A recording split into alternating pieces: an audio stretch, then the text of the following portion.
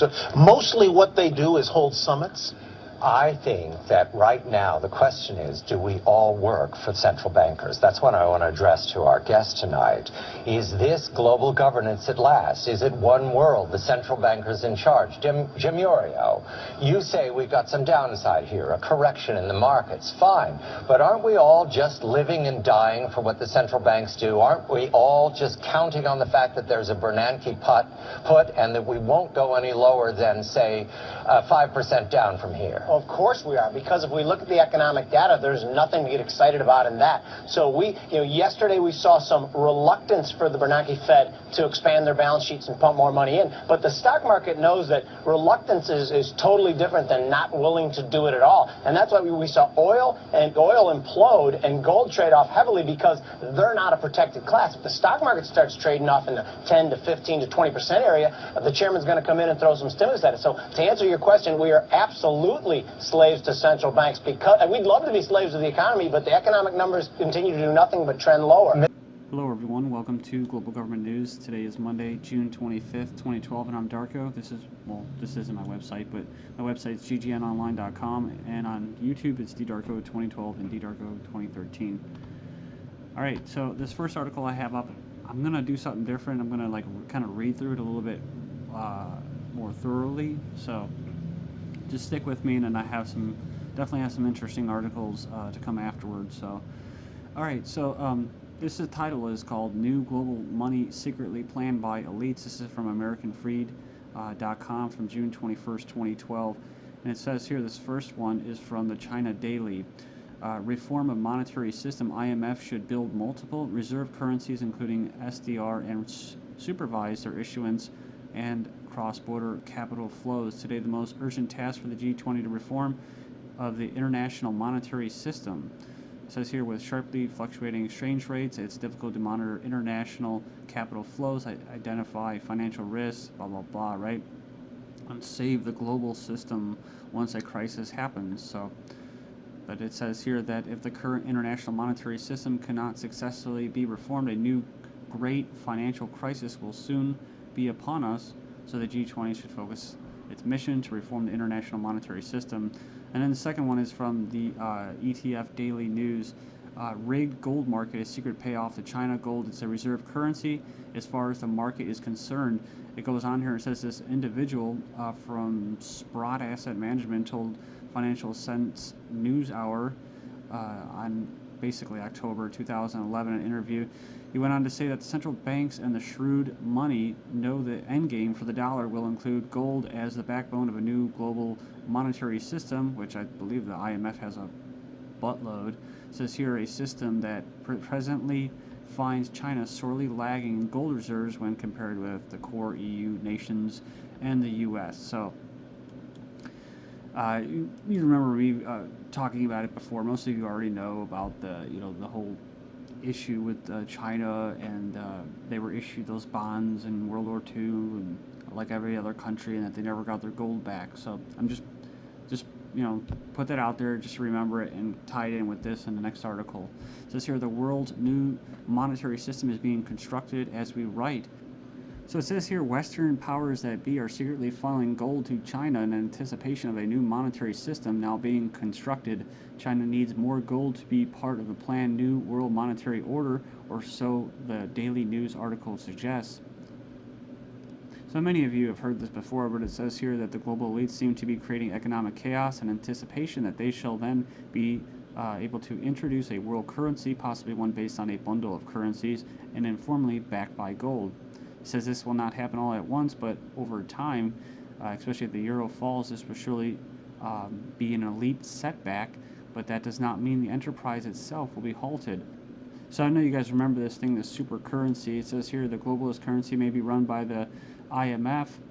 It says here it could be built out of the current special drawing rights SDR super currency that the IMF has been attempting to implement around the world. So it says here basically that China is on board with the Western plans. It says it's been speculated that some of these dynastic families are involved in controlling the great country and work with Western banking families such as the Rothschilds. I'm basically finishing up here the article, the China Daily one. explains that such reforms would mean granting the IMF the ability to conduct open market operations as the world's central bank. So 80% of the gold the world owns doesn't exist. So this would be kind of contrary to the whole China in different countries during World War II exchanging, basically getting issued bonds, treasury bonds, and that to hold gold here in the West. Because what? The whole conspiracy theory is that there's so much gold that it would actually devalue gold and it would be worth nothing. That's how much there is, according to that theory. So this is saying 80% of the gold the world owns doesn't exist. So, and this is, again, this is from CNBC. So, you know, there's obviously an agenda here.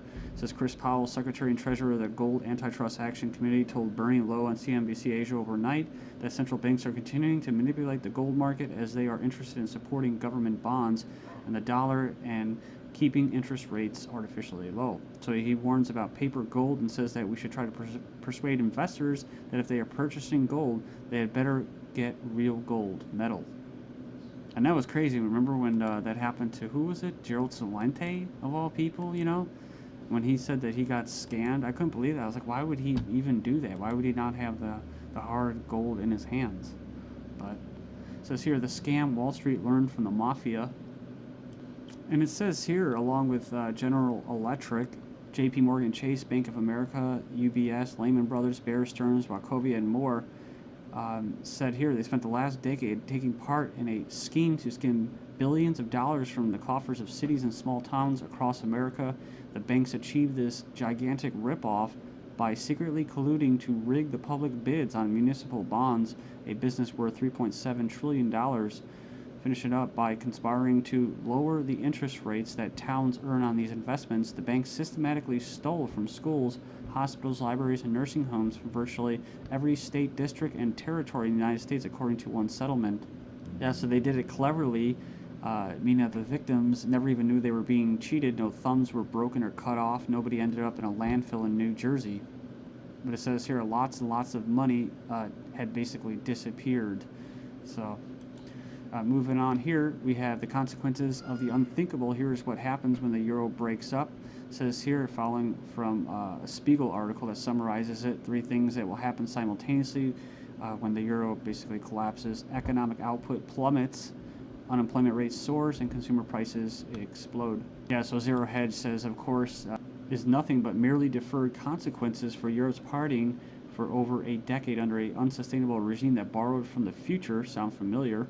So it says here, and now the inevitable hangover, in other words, payback is a bitch. You can go in there and say the bleak outlook, forecast of the economic consequences of the breakup, and in the black are the unemployment rates. You got 13 in Belgium, Ireland 19, France 15, and Greece 23. And then right here, I believe these are what? Yeah, decline in economic output are the red ones. And the last one, the white, is the change in the consumer prices. You can notice in Greece it's 18. Germany's resistance may prove fatal to Europe, says George Soros, a nice technocrat, globalist elite. Germany's resistance to a banking union. Ooh, resistance to a banking union. I thought it was just about a stimulus and a sluggish economy. No, it's about consolidation of power, right? The banking union that we were talking about, and stimulus measures is in the way of a solution to Europe's debt crisis and could turn this week's meeting of the region's leaders into a fiasco, according to the billionaire investor Soros. This is, however, unrealistic or unreasonable, Soros said, adding that a political, fiscal, and banking union have to be developed together step by step.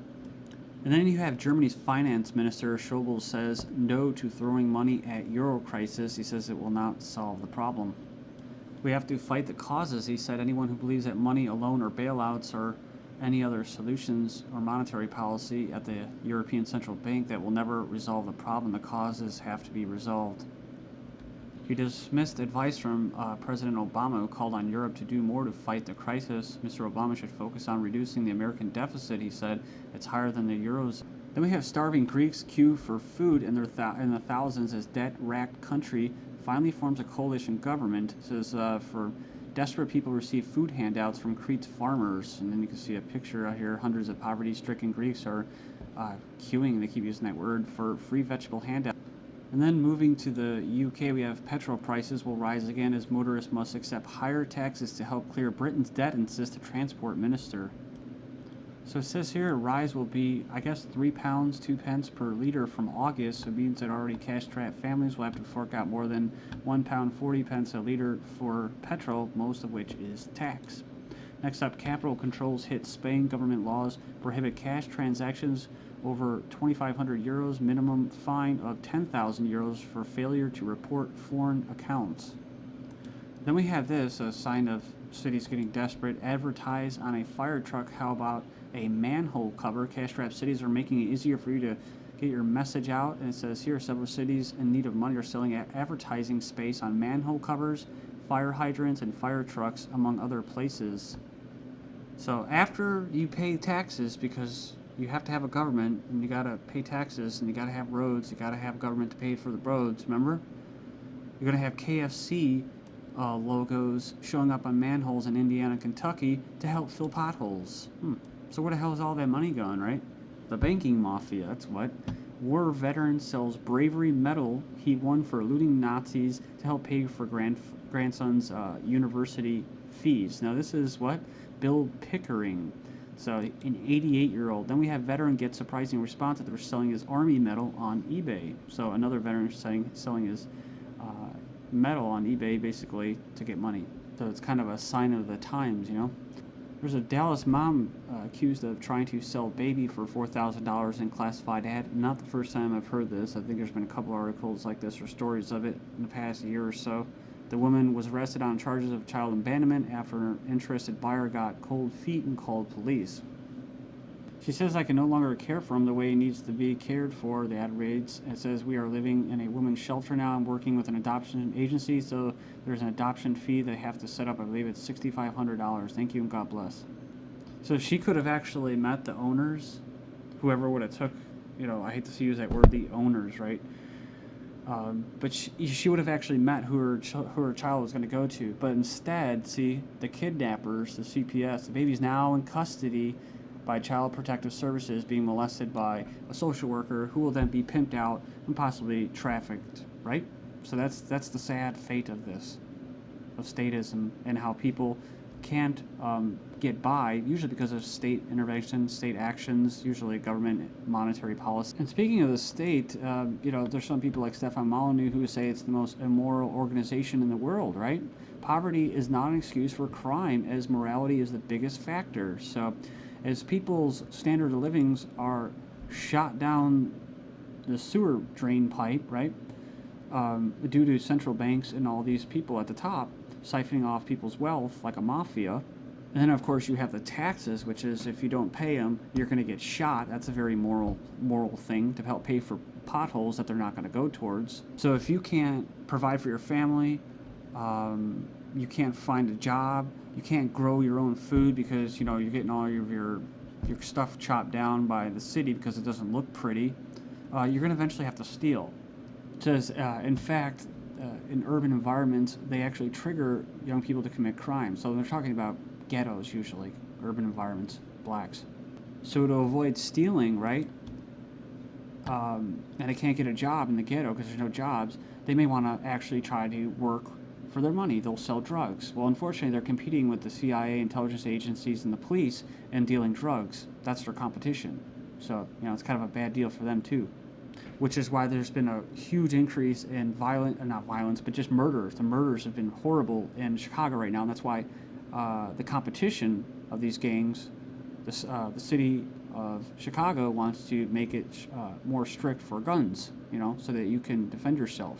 So that's very moral as well. They take away your right to defend yourself.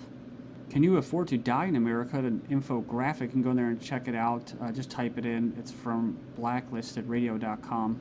So a lot of people are pre-planning their own funerals. Cremation is becoming very popular. Look at that, from 1960 to 2010, how much has gone up. A family's horror as it reveals a co-op funeral firm piled naked bodies up in a grim warehouse morgue. The news found a casket lid was removed to cram 4 bodies into a van, which left elderly woman's nose nearly touching the roof. And it's a big business, and you know, you get all that formaldehyde and that pumped into your body. It's just disgusting. It's a desecration, kind of like autopsies. So just stick me in a cardboard wooden box. Thank you.